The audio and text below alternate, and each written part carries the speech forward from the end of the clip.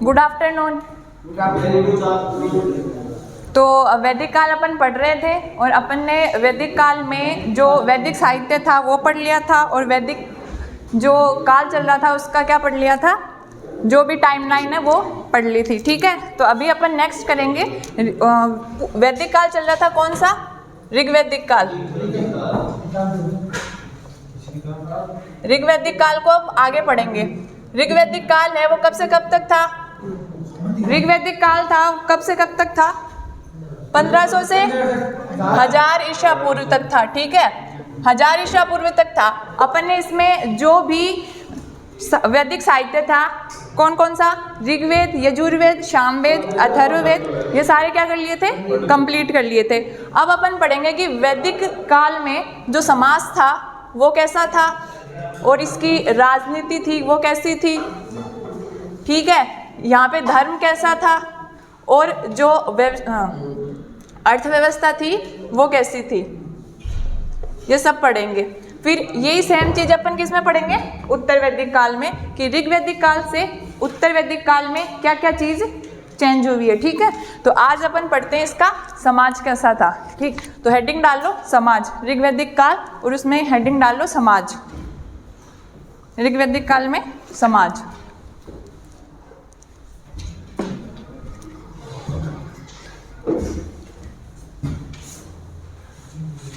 ऋग्वैदिक काल का जो समाज था ना वो कबीलाई समाज था। लोग कबीले में रहते थे, कबीलाई समाज था जिसमें लोग कबीले में रहते थे। ठीक है, कबीला मतलब बहुत सारी 10 से 15 या 50-60 लोग एक जगह रहते थे, उसको क्या बोलते थे? उनका कबीला।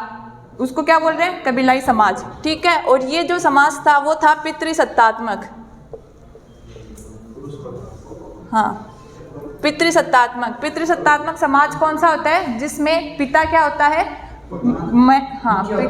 प्रधान मुखिया होता है। वो सारे डिसीजन है फैमिली के वो कौन लेता है? पिता लेता है। तो कौन सा समाज था? पितृसत्तात्मक समाज। अब देखो पिता का क्या होता था? इसमें गोत्र होता था। तो ये यहाँ पे गोत्र व्यवस्था थी प्रचलन में, गोत्र व्यवस्था प्रचलन में थी। अब देखो यहाँ पे बात करते हैं कि जो विवाह संस्था है ना, विवाह संस्था, विवाह एक क्या बोलते हैं? संस्था बोलते हैं। संस्था क्यों बोलते हैं विवाह को? कि विवाह एक संस्था है। क्यों? क्योंकि इसमें लोग, जब भी अपन इसकी सोशियोलॉजी में स्टडी करेंगे ना विवाह की, तो उसको एक संस्था के रूप में स्टडी करते हैं, क्योंकि जिसमें आके दो लोग आपस में किस में बन जाते हैं? उत्तरदायित्व में। तो इसको इसलिए विवाह को क्या बोल रहे हैं? संस्था। तो विवाह संस्था की स्थापना इस टाइम तक हो चुकी थी, मतलब लोग विवाह करने लग गए थे। कौन से काल में? ऋग्वैदिक काल में। ठीक है, अब विवाह संस्था है तो विवाह में कौन कौन से थे? यहाँ पे अंतरजातीय विवाह होते हैं ना, वो होते थे, अंतरजातीय विवाह होते थे। ठीक है, यहाँ पे अंतरजातीय विवाह जो आगे चल के जब उत्तर वैदिक काल आएगा ना, उसमें जितने भी अंतरजातीय विवाह थे वो क्या होने लग गए? बंद होने लग गए। मतलब अंतरजातीय विवाह सिर्फ कहाँ मिलेंगे अपन को पूरी हिस्ट्री में? ऋग्वैदिक काल में। उसके बाद में क्या हुआ कि जो वर्ण व्यवस्था थी, कौन सी? ब्राह्मण, क्षत्रिय, वैश्य और शूद्र वाली, वो क्या हो गई? प्रधान हो गई। तो इसके चक्कर में अंतरजातीय विवाह, जो जातिगत भेदभाव था ना, वो क्या हो गया? बढ़ गया। और इसके कारण जो अंतरजातीय विवाह है वो क्या हो गए? होते नहीं थे। तो एक उदाहरण कहाँ मिलता है अपन को अंतरजातीय विवाह का? ऋग्वैदिक काल में। ठीक है, अब इसमें ही महिलाओं की स्थिति की बात करते हैं। महिलाओं की क्या स्थिति थी? तो महिलाएं सम्मानपूर्वक स्थिति थी। ठीक है, सम्मानपूर्वक मतलब महिलाएं शिक्षा ले सकती थी, शिक्षा ले सकती थी, यज्ञ में भाग ले सकती थी और उपनयन का अधिकार था। उपनयन संस्कार कौन सा होता है? उपनयन होता है, जैसे जनेऊ लेते हैं ना, यज्ञोपवीत, एक संस्कार होता है उपनयन संस्कार, जिसमें जनेऊ धारण करते हैं। जनरली आजकल तो ब्राह्मण है उनमें लेते हैं, जनेऊ लेते हैं, तो उसको कौन सा संस्कार बोलते हैं? उपनयन संस्कार। तो उपनयन संस्कार है, उसका अधिकार किसको था? महिलाओं को था। प्रेजेंट टाइम में सिर्फ जो उपनयन संस्कार है ना, जो जनेऊ लेते हैं, वो सिर्फ कौन लेते हैं? पुरुष लेते हैं। ठीक है, तो महिलाओं की स्थिति की बात करें अपन तो वैदिक काल से लेके जो अपना आधुनिक भारत है ना, आधुनिक जो भी काल चल रहा है उसमें गिरती चली जा रही है महिलाओं की जो स्थिति है। इस टाइम पे इनको क्या था? बहुत ज़्यादा अधिकार प्राप्त थे वैदिक काल में। फिर उत्तर वैदिक मौर्य आए, गुप्त आए, उसके साथ साथ महिलाओं की स्थिति क्या होने लग गई? गिरने लग गई। तो यज्ञ का अधिकार था, उपनयन का अधिकार था। ठीक है, एक और है कि महिलाओं को पुनर्विवाह का अधिकार भी था। पुनर्विवाह का अधिकार भी था, महिलाएं पुनर्विवाह भी कर सकती थी। हाँ, पुनर्विवाह कर सकती थी। ठीक है, एक चीज़ है यहाँ पे ये पूछ लेते हैं बहुत बार कि जो महिलाएं हैं वो ब्रह्मचर्य, आजीवन ब्रह्मचर्य पालन कर सकती थी। आजीवन ब्रह्मचर्य आज कर सकती है क्या? क्यों नहीं कर सकती? चलो, आजीवन ब्रह्मचर्य का पालन कर सकती थी महिलाएं उस टाइम पे। तो ऐसी महिलाएं हैं वो क्या कहलाती थी? अमांजू। ठीक है, ये क्वेश्चन पूछते हैं कि ऐसी महिलाएं ऋग्वैदिक काल में जो आजीवन ब्रह्मचर्य का पालन करती थी वो क्या कहलाती हैं? अमांजू, या ऐसे बोल देते हैं कि अमांजू जो है वो क्या होती थी ऋग्वैदिक काल में। ठीक है, ये कि कौन कौन से अधिकार थे? शिक्षा का, यज्ञ का, उपनयन का, ये सब समाज की बात चल रही है। अब इसके साथ देखो यहाँ पे यज्ञ होते थे, ठीक है, और यज्ञ में पशु बलि दी जाती थी। यज्ञ में क्या दी जाती थी? पशु बलि। तो इस तरीके का वहाँ पे क्या था? समाज था। कौन सा समाज? पितृसत्तात्मक। इसमें सबसे इम्पोर्टेंट बात है कि ये फैक्ट क्या आया अपने पास? अमांजू जो क्या थी? आजीवन ब्रह्मचर्य का क्या करती थी? पालन करती थी, ऐसी महिलाएं। ठीक है, हो गया ये लिया। अब आगे चले। राजनीतिक संगठन।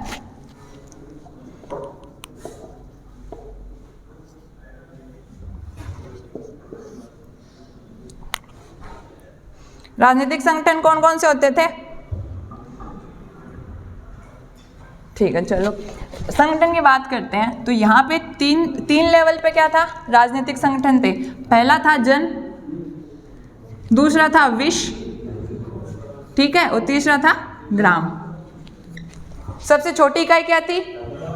एडमिनिस्ट्रेशन की ग्राम थी। उसके ऊपर क्या था? विश्व, और उसके ऊपर जन। ठीक है, तो जो ग्राम का मुखिया होता था वो क्या कहलाता था? ग्रामीणी। ठीक है, ये याद कर लेना। ग्राम का मुखिया क्या कहलाता था? ग्रामीणी। विश्व का मुखिया क्या कहलाता था? विश्वपति। विश्वपति, ठीक है। और इससे ऊपर जो जन था, जन का मुखिया क्या कहलाता था? राजन। ठीक है, राजन। और राजन को वहां पे क्या बोलते थे? जनस्य गोपा। क्या बोलते थे? लोगों की रक्षा करने वाला, उसको क्या बोलेंगे? जनस्य गोपा। तो बहुत बार पूछ लेते हैं कि राजन को वहां पे क्या बोलते थे? जनस्य गोपा।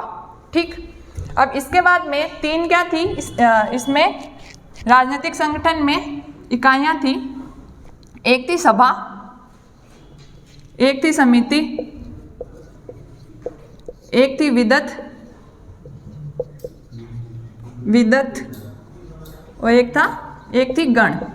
ठीक है, ये थी वहाँ की अलग अलग क्या थी? संस्थाएं, राजनीति की संस्थाएं थी जो अलग अलग कारणों से क्या थी? उस टाइम पे बनी थी। जैसे सभा थी, ये आम सभा थी, जितने भी कबीलाई लोग थे वो आते और सभा में बात करते। समिति थी जो कभी कभी युद्ध के टाइम पे क्या इसमें बनाई जाती थी कि कहीं युद्ध करना है, उस टाइम पे जितने भी जो क्षत्रिय लोग हैं वो आएंगे और एक जगह इकट्ठे होंगे और डिसीजन लेंगे सारा। इसी तरह विदत और गण थे। तो देखो यहाँ पे जो सभा और समिति है ना, इसमें महिलाएं भाग लेती थी। इसमें महिलाएं भाग लेती थी, जो उत्तर वैदिक काल में बंद कर दी गई भाग लेना। तो उत्तर वैदिक काल आते आते महिलाओं से कौन कौन से अधिकार छिन गए? अंतरजातीय विवाह, पुनर्विवाह और उपनयन का अधिकार छिन गया, यज्ञ का अधिकार छिन गया, शिक्षा का अधिकार था और सभा समिति में वो भाग नहीं ले सकती थी। ठीक है, फिर देखो एक शब्द होता है बलि। हाँ, बलि। बलि एक शब्द होता है, क्या होता है बलि? नहीं, वो वाली बलि नहीं होती है। बलि यहाँ पे एक शब्द है जिसका अर्थ है कि लोग थे, कबीलाई लोग, कबीलाई जो लोग थे वो अपने हिस्से की, अपने जो हिस्सा कमा के लाते थे ना, कमाई का हिस्सा किसको देते थे? राजा को देते थे। उसको क्या बोलते थे? बलि बोलते थे। अपनी जो कमाई का हिस्सा जो लोग राजा को देते थे, कुछ हिस्सा, उसको क्या बोलते थे? बलि। ये लिख लो, बलि किसको बोलते थे? वहां करके आ जाओ कि हाँ वो तो पशु बलि थी, पशु बलि नहीं हुई है, नहीं कर नहीं हुआ। वो देखो राजा को वो इसलिए देते थे कि सब लोग एक साथ तो कमाने के नहीं ला सकते। मान लो एक कबीला है, उसमें 20 लोग हैं, ठीक है, तो वो 20 लोगों में से 10 लोगों ने ही कमाया और 10 लोग क्या रहे? बिना खाए, मतलब वो कुछ नहीं कमा रहे, तो वो अपना कुछ कुछ हिस्सा किसको दे देते थे? बलि के रूप में राजा को देते थे। फिर राजा उसको क्या कर देता? सब में इक्वली बांट देता था, जो 10 लोग थे उसमें, कि कोई भूखा नहीं रहे, सब अपना भरण पोषण कर सके, इसके उद्देश्य से, ठीक है। और उस टाइम पे जो राजा होता था ना, वो जन्मजात नहीं होता था, कि जैसे अभी जो चलता है राजा, वो क्या होता था कि एक राजा है, उसका बेटा राजा बनेगा, ठीक है, इस तरीके की व्यवस्था है। तो उस टाइम पे जो राजा होता था वो जन्मजात नहीं होता था, जन्मजात राजा नहीं था, ठीक है। दूसरा उसमें एक चीज़ और थी कि उसके पास नियमित सेना नहीं होती थी, नियमित सेना नहीं होती थी, राजा के पास नियमित सेना नहीं होती थी। क्यों नहीं होती थी बताओ? देखो जैसे अभी अपन ने पढ़ा कि कबीला के रूप में कबीला बना के रहते थे, तो उनको युद्ध करना होता ना, तो जितने भी ऐसे थे ना कि लड़ सकते हम, वो ही आ जाते सेना में, ठीक है। तो इसलिए उस टाइम पे नियमित सेना का अभाव था। राजा था वो जन्मजात नहीं होता था, जो कबीले में सबसे ज़्यादा वीर पुरुष होता था उसको क्या कर देते थे? राजा, ठीक है। ये कंप्लीट हो गया, जो समाज था वो, राजनीतिक संगठन कंप्लीट हो गए। कौन कौन सी चीज़ याद रखनी है? एक तो रखनी है ये अमांजू, ग्रामीणी, विषपति, राजन। एक क्या रखना है याद आपको? बलि। 4-5 नाम है, ये याद रखने हैं, ठीक है। अभी अपन नेक्स्ट बात करते हैं समाज के। समाज तो कर लिया है ना, अर्थव्यवस्था और वहाँ धर्म वगैरह ये कैसे थे। थोड़ा सा देखो समाज की बात और कर लेते हैं इसमें, कि वहाँ का समाज और कैसा हो सकता था वर्ण व्यवस्था के मामले में। वर्ण व्यवस्था थी क्या वहाँ पे ऋग्वैदिक काल में? हाँ, ऋग्वैदिक काल में अपन ने पढ़ा अभी, बताओ वर्ण व्यवस्था होगी कि नहीं होगी? होगी कि नहीं होगी? ठीक है, सही बात है। वर्ण व्यवस्था उस टाइम पे वर्ण व्यवस्था थी, ठीक है, वर्ण व्यवस्था थी, लेकिन वो जन्म के आधार पे नहीं थी। किसके आधार पे थी? व्यवसाय के आधार पे, ठीक है, व्यवसाय के आधार पे थी। हाँ, जन्म के आधार पे नहीं थी, व्यवसाय के आधार पे थी। क्योंकि व्यवसाय का मतलब है कि जो जैसा काम करेगा ना, उसका वर्ण वही होगा, ठीक। अब इसमें एक चीज़ है, ऋग्वेद में एक लाइन थी कि मैं कवि हूँ, मेरे पिता वैद्य हैं और मेरी माता चक्की पे आटा पीसती है। तो इसका मतलब था कि एक ही परिवार में सारे वर्णों के लोग रहते थे, ठीक है। तो उसमें वर्ग विभेद नहीं था, उस टाइम पे क्या नहीं था? वर्ग विभेद नहीं था। जो वर्ण व्यवस्था थी वो थी तो सही, लेकिन जन्म आधारित नहीं थी। किस पे आधारित थी? व्यवसाय आधारित थी, ठीक है। और जो ये शब्द वर्ण है ना, ये 2 चीज़ों के लिए यूज होता था, एक तो रंग के लिए और एक होता था व्यवसाय के लिए।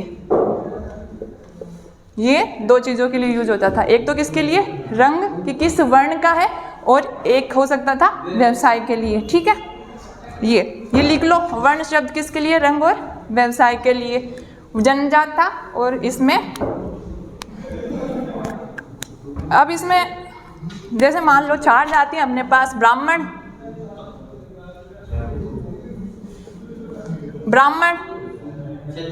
क्षत्रिय, वैश्य और शूद्र। हाँ, शुद्र कोई सी नहीं होती, शूद्र है ना, शूद्र। हाँ अभी बात करेंगे अपन। शूद्र जो है उसका जो उल्लेख है ना वो 10वें मंडल में है, 10th मंडल में, ऋग्वेद के 10वें मंडल में इसका क्या है, 10वें मंडल में क्या है, शूद्रों का उल्लेख है। अब देखो शूद्र कौन थे ये बताती हूँ आपको।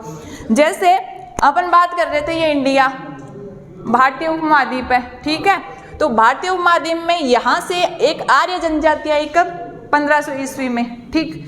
यहाँ से आर्य कौन सी जनजाति, आर्य, तो वो यहाँ आए ना, तब यहाँ जो लोग रह रहे थे उनको, उन पे क्या किया, आक्रमण किया, उनसे युद्ध किया और उनको क्या बना दिया, दास बना दिया, ठीक। तो हाँ दास बना दिया। तो जो दास थे ना, जो यहाँ पे रह रहे थे, उनको उन्होंने क्या बोला, शूद्र बोला। जिनको दास या दस्यु बोलते हैं वो कौन थे, शूद्र थे। इसमें दास और दस्यु शब्द का प्रयोग हुआ है ऋग्वेद में, जो किसके लिए है, हाँ शूद्रों के लिए है वो, ठीक है। दास और दस्यु शब्द का प्रयोग किसके लिए किया गया है, शूद्रों के लिए। और किस में उल्लेख है इसका, 10वें मंडल में। अब इसमें देखो शूद्रों की बात करते हैं। जो उत्तर वैदिक काल आते आते तो वर्ग विभेद बढ़ गया था, ठीक है। शूद्रों के साथ, शूद्रों को सभी तरीके के अधिकार थे, सब अधिकार थे इनको, कोई अधिकार वंचित नहीं था और भेदभाव इनमें नहीं होता था, ना तो इनसे कोई भेदभाव होता था और इनको सब तरीके के अधिकार दिए गए थे। उत्तर वैदिक काल आते आते क्या हुआ कि इनसे सारे अधिकार छीन लिए गए और इनको क्या समझा जाने लगा, निम्न, और इनको वेदों का अध्ययन नहीं करने दिया गया। उपनयन, संस्कार, शिक्षा का, यज्ञ का सारे अधिकार उनसे क्या कर लिए गए, छीन लिए गए, ठीक है। ये लिख लो, शूद्र ये ब्राह्मण, ये क्षत्रिय जाति से भी है, ठीक है। अब अपन बात करते हैं इसमें आगे।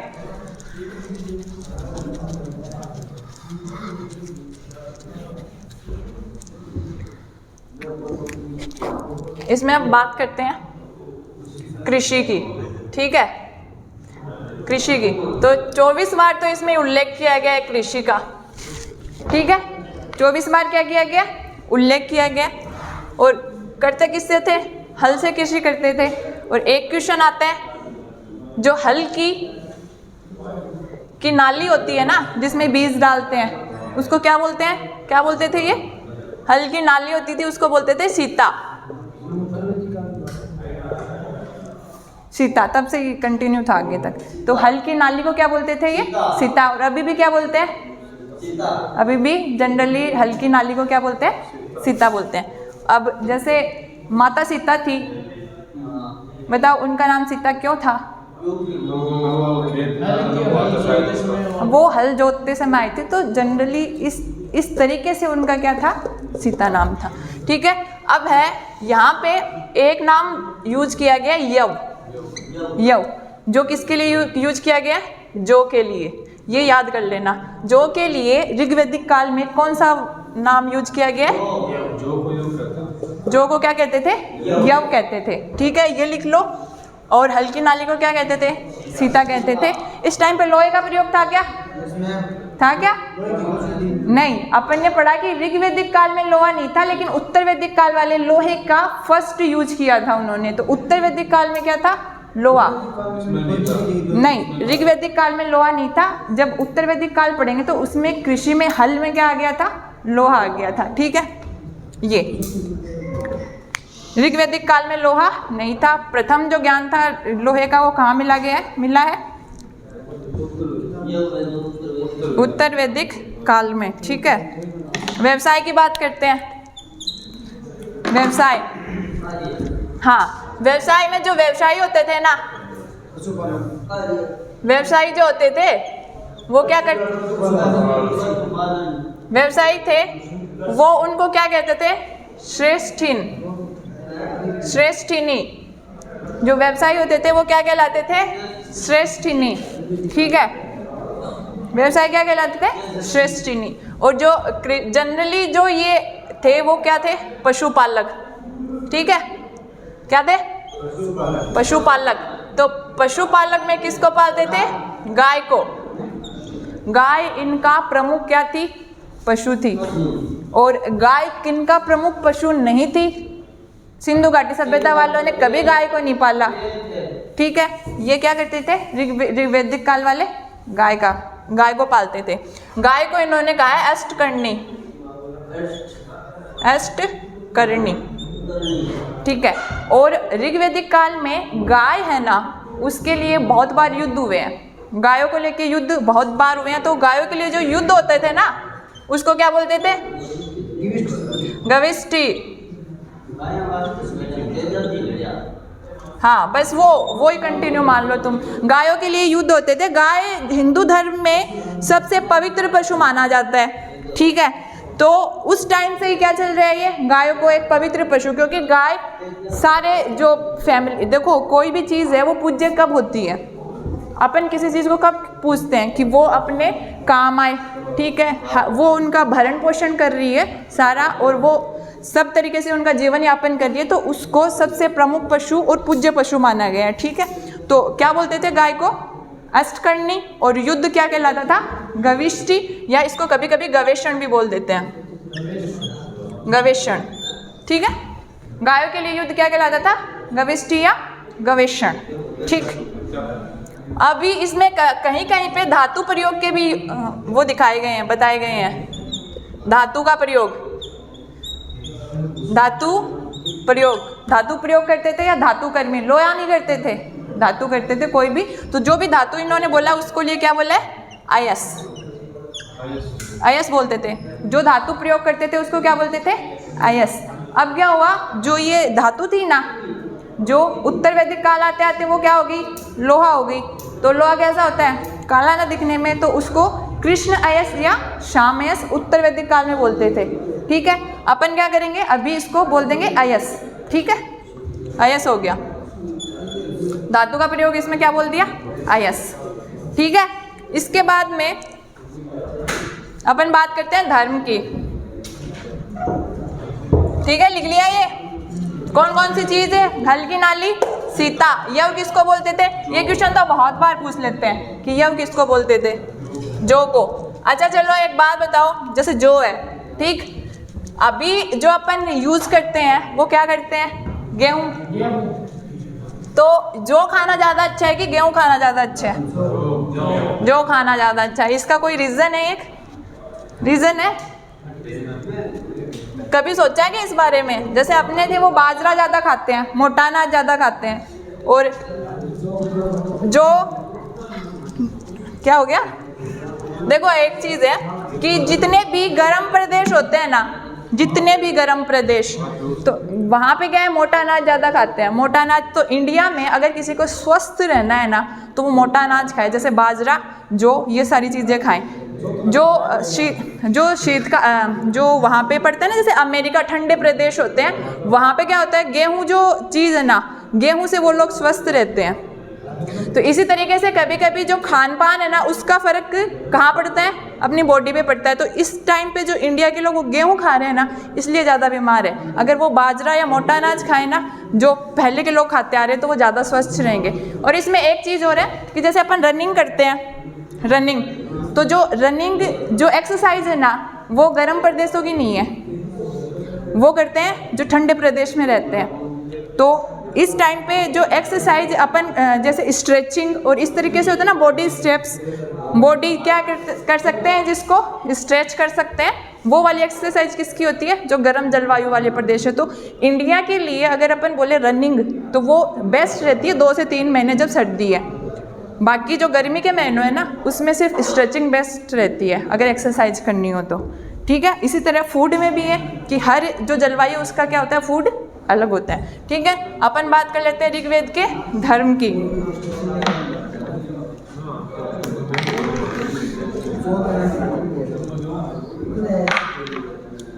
ये एक लेके आना, धर्म, ठीक है। धर्म की बात करते हैं। धर्म में इनका प्रमुख देवता कौन है, इंद्र।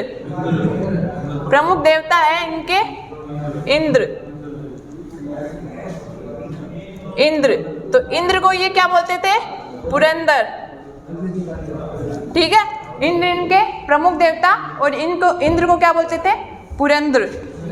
और इसको वर्षा के देवता भी बोला जाता है इंद्र को, जो अभी भी मानते हैं, इंद्र को अभी भी वर्षा के देवता मानते हैं ना, वर्षा के देवता, ठीक है। सेकंड जो इनके प्रमुख देवता थे वो कौन से थे? अग्नि देवता, अग्नि देवता। अग्नि देवता का क्या काम था भाई? अग्नि देवता, हाँ, अग्नि मानव तथा देवताओं के मध्य मध्यस्थ का काम, देवताओं के मध्य मध्यस्थ का काम करते थे। अभी भी करते हैं क्या? जैसे कुछ भी बनाते होंगे घर में, खाना वगैरह, या खाना, या ऐसे मान लो कि पहली जो रोटी होती है वो क्या करते हैं, उसका भोग अग्नि देवता को लगाते हैं। क्यों लगाते हैं? कि जो खाना है, अग्नि देवता का क्या काम था कि वो मानव और देवताओं के मध्य किसका काम करते हैं? मध्यस्थ का। या फिर जैसे अपन यज्ञ या हवन करते हैं, वो इसीलिए करते हैं, अग्नि देवता में समर्पित किसी भी चीज़ को स्वाहा करते हैं ना, कि अग्नि देवता वो चीज़ लेंगे और जिस जिस देवता के नाम से अपन ने चढ़ाया है वो उस देवता के पास उस चीज़ को पहुंचा देंगे, ठीक है। तो अग्नि देवता का क्या काम था उस टाइम पे? मानव और देवताओं के मध्य मध्यस्थ का काम करना, ठीक है। थर्ड है वरुण। वरुण, वरुण देवता है, इसको ऋतस्य गोपा भी कहा गया है, ऋतस्य गोपा। और ये याद कर लेना कि ऋग्वैदिक काल में ऋतस्य गोपा किसको कहा गया है? वरुण को, ऋतस्य गोपा, ठीक है, ऋतस्य गोपा। इनको ये माना गया है कि संसार में जो कुछ भी घटित हो रहा है ना, वो किसकी वजह से हो रहा है? वरुण देवता की इच्छा से हो रहा है, ठीक है। ये याद रख लेना, ऋतस्य गोपा किसको कहा गया? वरुण को, ठीक।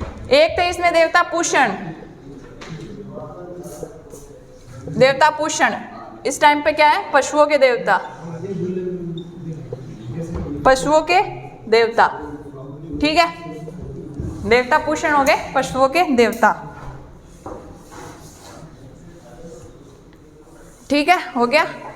और दो देवियां थी उस टाइम पे, उषा और आदिति। हाँ, कौन कौन सी? उषा और आदिति। आदिति, इन दो देवियों के क्या है? उल्लेख है, ठीक है। एक चीज है इसमें सबसे इंपॉर्टेंट कि ऋग्वैदिक काल में जो संन्यास धर्म था ना, संन्यास आश्रम, कौन? 4 आश्रम होते हैं, कौन कौन से? ब्रह्मचर्य, गृहस्थ, ठीक है, याद करना इस चीज को, याद करके आना, ठीक है। देखो उषा, सॉरी, इसमें ऋग्वैदिक काल आते आते क्या था? ऋग्वैदिक काल में 3 आश्रम तो थे, ठीक है, लेकिन कौन सा आश्रम नहीं था? संन्यास आश्रम का कोई उल्लेख नहीं है। संन्यास आश्रम का कोई उल्लेख इसमें नहीं पाया गया है, ठीक है। हाँ, 0 से 25 वो देखना ये कौन से आश्रम है, ठीक है, 100 तक के। तो उस टाइम पे संन्यास नहीं ले सकता था, ठीक है। अभी अपन नेक्स्ट करते हैं उत्तर वैदिक काल, ठीक है। उत्तर वैदिक काल पढ़ते हैं। उत्तर वैदिक काल का काल कब से कब तक था? 1000 से 600 ईसा पूर्व तक, ठीक है। और उत्तर वैदिक काल आते आते उनको किसका ज्ञान हो गया? उत्तर वैदिक काल आते आते किसका ज्ञान हो गया उनको? लोहे का ज्ञान हो गया।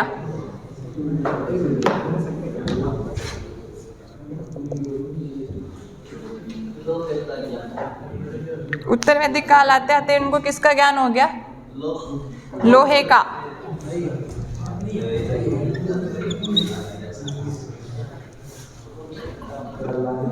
ठीक है, लिखो उत्तर वैदिक काल। उत्तर वैदिक काल टाइमिंग क्या है इसकी? 1000 से 600 ईसा पूर्व तक, ठीक है, 1000 से 600 ईसा पूर्व तक। इसमें बात करते हैं सबसे पहले कि उत्तर वैदिक काल में है ना, जो कबीला था ना,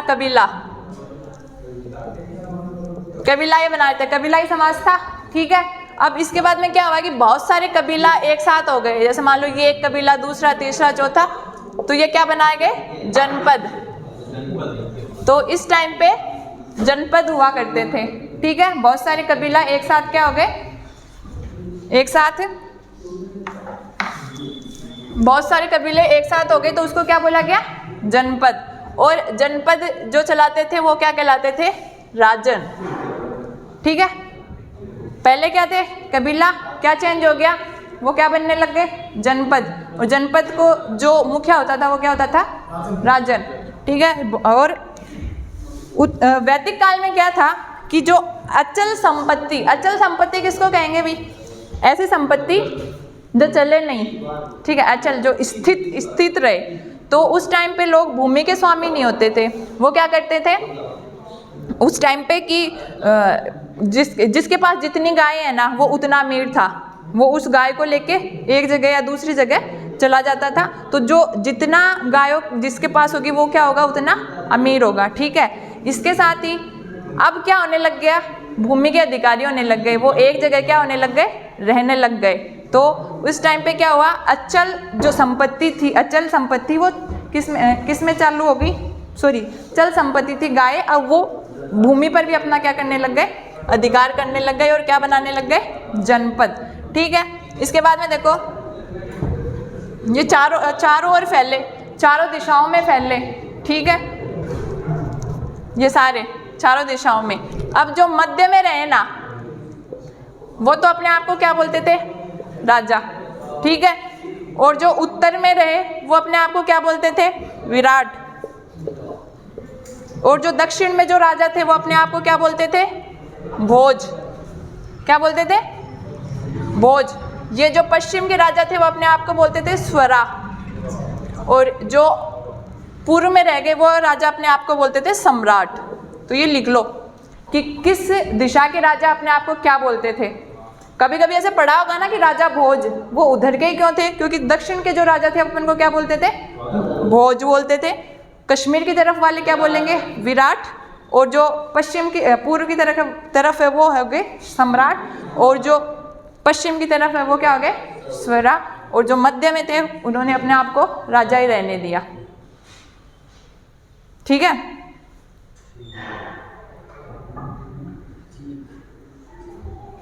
अब इसके बाद में यहाँ पे राजतंत्रात्मक शासन हो गया। राजतंत्रात्मक मतलब राजा होता था, और इसमें जो पद होने लग गया वो क्या हो गया, होने लग गया जन्मजात पद होने लग गया। ठीक है, जन्मजात पद होने लग गया। इसमें जो राजा का पद था वो क्या होने लग गया, जन्मजात। इसमें एक ऐसे उल्लेख है कि जो राजा बनेगा 17 तरह के पानी का उपयोग करके राजा बनेगा। 17 तरह का पानी, सोचो कौन कौन सा पानी हो सकता है 17 तरह का। ऐसे लिखा गया है कि उत्तर वैदिक काल में उसमें ऐसे लिखा गया है कि जो राजा बनता था वो 17 तरीके के जो जल था उससे उसका क्या होता था, राज्याभिषेक होता था, फिर वो क्या बनता था, राजा बनता था। ठीक है, राजा बनता था। ये आप उठो, ये इधर आ जाओ, उठो उठो, ये आप भी, और इधर पीछे से, पीछे से। ठीक है, ये क्या हो गए, सारे राजा हो गए। यहाँ पे कौन सी व्यवस्था थी, राजतंत्रात्मक, और कौन सी क्या होने लग गई, वो जन्मजात। इसके बाद में राजा के 11 रत्नी होते थे। हाँ, राजा के जो कार्यभार था उसको संभालने के लिए कितने होते थे, 11 रत्नी।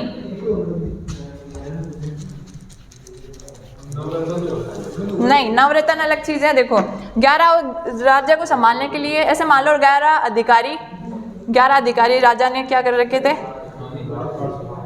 हाँ 11 रत्नी।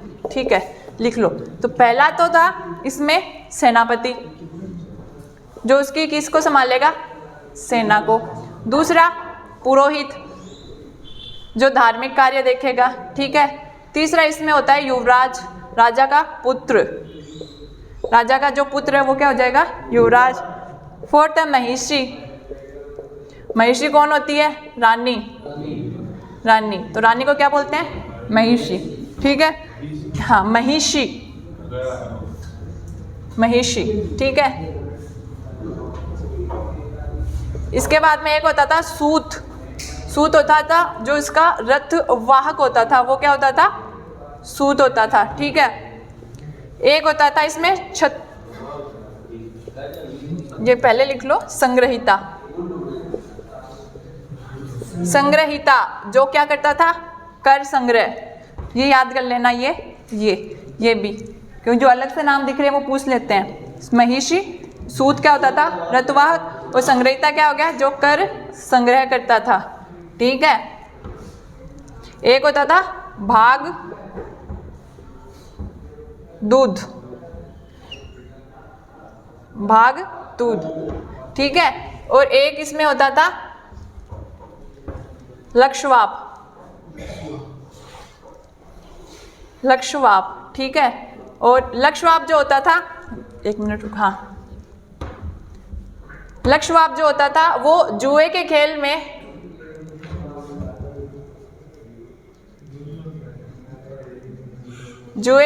में राजा का सहयोगी होता था।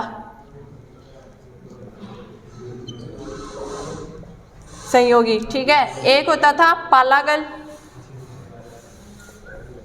एक होता था पालागल जो होता था राजा का मित्र,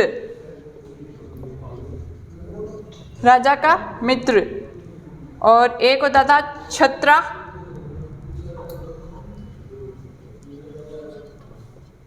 छत्रा। अक्षवाप हो गया, ये अक्षवाप है, अक्षवाप। ठीक है, जुए के खेल में राजा का सहयोगी, और पालागल हो गया राजा का मित्र। एक होता था छत्रा जो सभी तरह की हानियों से बचाता था राजा को, हानि से सुरक्षा। ठीक है, एक कौन सा बच गया इसमें? ये इतने लिखो एक बार।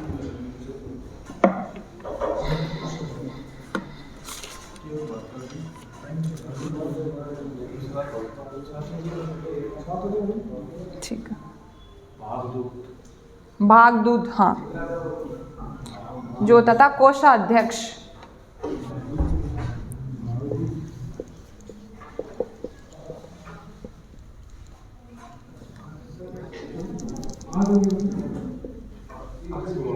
अक्षवाप है।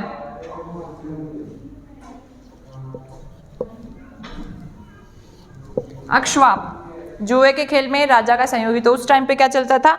जुआ। हाँ, एक ग्रामीणी है, ग्रामीणी अपन ने पढ़ लिया था, कौन था? ग्राम का मुखिया। ठीक है, लिखो, लिख लिया?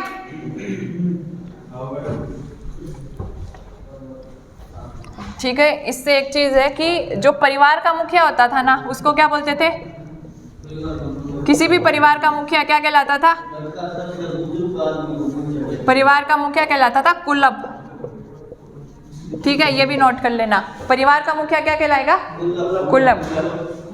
हाँ, और एक होता था गोचर, गोचर भूमि का अधिकारी। गोचर भूमि का अधिकारी है वो कहलाता था वाज्रपति। क्या कहलाता था? वाज्रपति।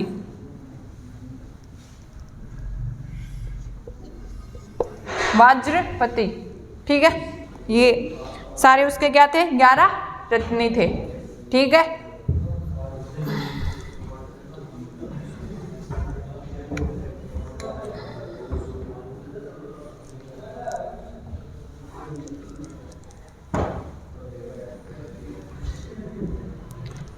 वाज्रपति हो गया। ठीक है, अब देखो इसमें क्या हुआ समाज में कि धीरे धीरे जो समाज में वर्ण व्यवस्था थी वो धीरे धीरे क्या होने लग गई? कठोर होने लग गई। तो जितने भी जो उपनयन के अधिकार थे ना, वो किस किस को मिले? ब्राह्मण, क्षत्रिय और वैश्य को मिले। शूद्रों से ये अधिकार छीन लिए गए। शूद्र को एकदम से निम्न कोटि का इसमें क्या कर दिया गया? बता दिया गया था। ठीक है, ये लिख लिया। अब इसमें एक दो चीज़ अपन वो ही पढ़ते चल रहे हैं कि इसमें सामाजिक व्यवस्था कैसी थी। स्त्रियों का जो स्थान था वो धीरे धीरे क्या होता गया? इसमें गिरता गया। ठीक है, अब इसमें व्यवसाय की बात करते हैं। जो व्यवसायी थे वो तो क्या ही थे? श्रेष्ठिनी। वो उस टाइम पे भी क्या ही थे? श्रेष्ठिनी, और इस टाइम पे भी श्रेष्ठिनी। लेकिन इस टाइम पे लोहे की क्या होगी, लोहे की खोज होगी, तो लोहे को ये यहाँ पे श्याम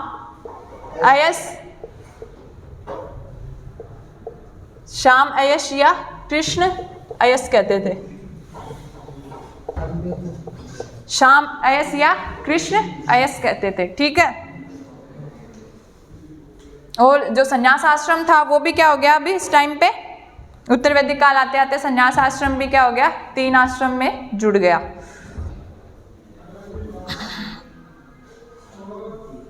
ठीक है। यव था वो क्या था ऋग्वैदिक काल में, जो था। ये लिख लिया क्या, ये इधर वाला,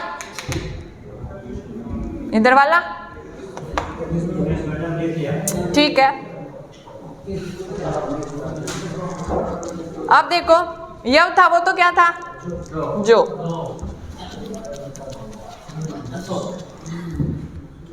तो इस टाइम पे भी यव को क्या बोलते हैं, जो। एक नाम आता है व्रीहि। व्रीहि वो किसके लिए आता है, धान के लिए। धान क्या होता है, चावल। गेहूं है, गेहूं के लिए इस टाइम पे क्या यूज होता था वर्ड, गोधूम। कौन सा वर्ड, गोधूम। मूंग के लिए मुग्ध।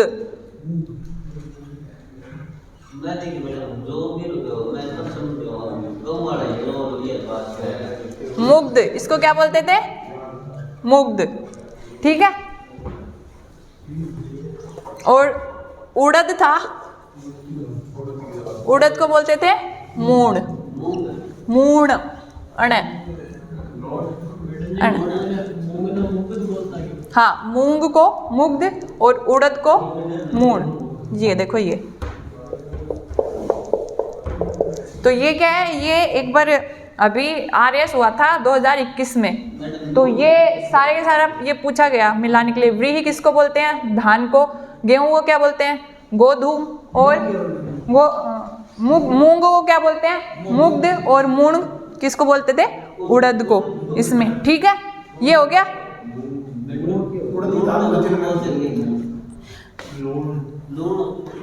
लूण, नमक, नमक, नमक के नहीं है इसमें, देखो, ठीक है। अब इसमें एक चीज है कि यहाँ पे एक पेय पदार्थ है, सोम।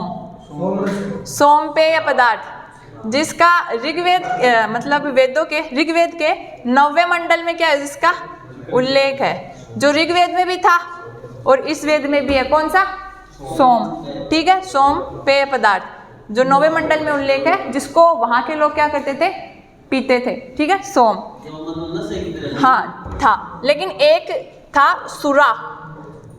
सुरा भी एक प्रकार का क्या था, वहां पे पेय था, लेकिन इसको पीना क्या था, वर्जित। इसको पीना क्या था, वर्जित। तो सोम पेय पदार्थ था, वो तो क्या कर सकते थे अपन, पी सकते थे वहां के लोग, अपन तो क्या। और जो सूरा था वो पेय था, लेकिन वो वर्जित था, ठीक है। सूरा, सूरा, सूरा कुछ होगी अल्कोहल टाइप का, कुछ शराब वगैरह ही, ठीक है, ठीक है। लिख लिया ये। अब देखो जो ऋण होता था ना इस टाइम पे, ऋण, उसको बोलते थे कुशीद।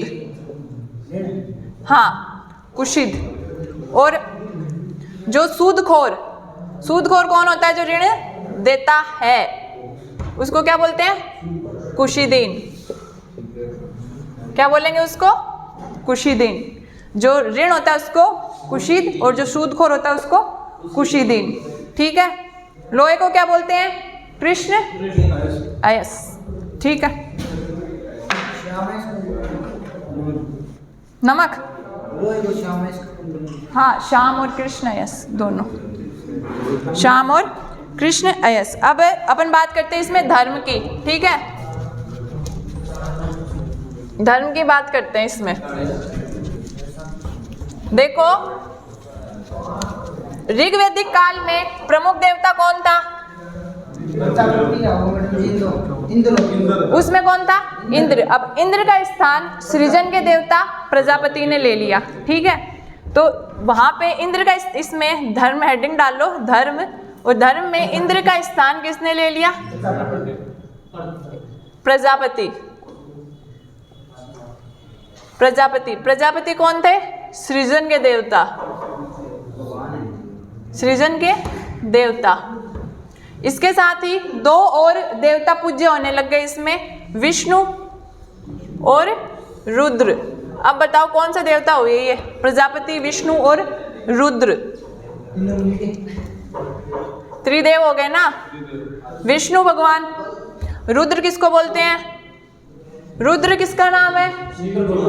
भगवान शंकर का, ठीक है। और प्रजापति कौन है? ब्रह्मा, ठीक है। प्रजापति सृजन के देवता, इनका स्थान इन्होंने ले लिया। अब एक चीज अपन ने पढ़ी थी कि जो पुष्ण जो देवता थे वो उस टाइम पे किसके देवता थे? पशुओं के देवता थे ना।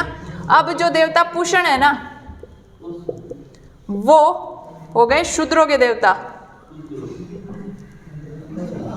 शूद्रों के देवता हो गए। मेरे गांव में शूद्र आते थे तो सभी लोग देवता थे, ये बात सही है? शूद्रों के देवता, ठीक है। तो अपन ने इसमें पढ़ लिया इस ये सारा उत्तर वैदिक काल, इसका धर्म हो गया। जो आप आपके लिए इसमें